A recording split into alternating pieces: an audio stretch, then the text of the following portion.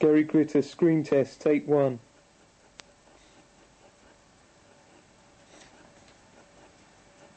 Action.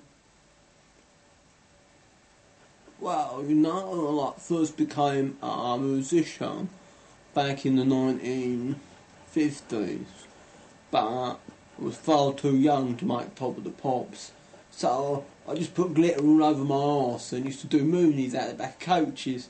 It's quite funny actually, and all the women used to say, that guy's got glitter on his bum, and they all knew my name was Gary, so they called me Gary Glitter. But after a while I got into stilettos but kept falling off, so I decided that platform shoes would be like slightly better, you know, because I mean platform shoes, they're more manly, aren't they? I mean they're much more exciting as far as things like that go. But then much later on I actually started singing, and first time that happened it was a bit worrying because, well, I didn't know how to basically, and I didn't have a band, so it was pretty embarrassing standing there on Top of the Pops sort of trying to sing when you couldn't without a band.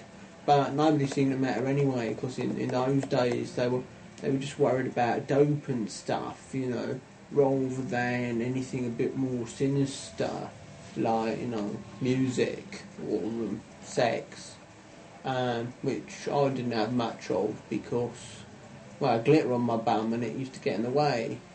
Then I suppose come the 1980s I was a dead man as far as the music world was concerned. Well, actually you were dead physically as well, weren't you? Well, yeah. I mean, I actually was buried for 6 years of my life. Yes, because I know that. I went to the funeral. It was a bit of a morbid affair, wasn't it? I didn't invite you. Didn't you? No. Well, it must have been your wife or someone, but I definitely went.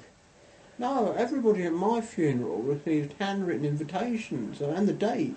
Oh, maybe it was Mark Bolan then. You're all the same, you kinky pop stars. I don't know.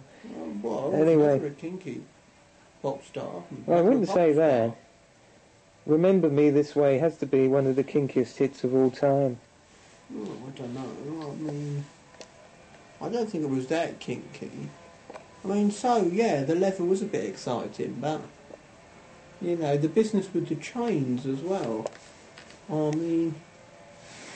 Yes, you used to tie up your girlfriends regularly, didn't you? Outside the Buckingham Palace. Oh, it was outside Woolworths.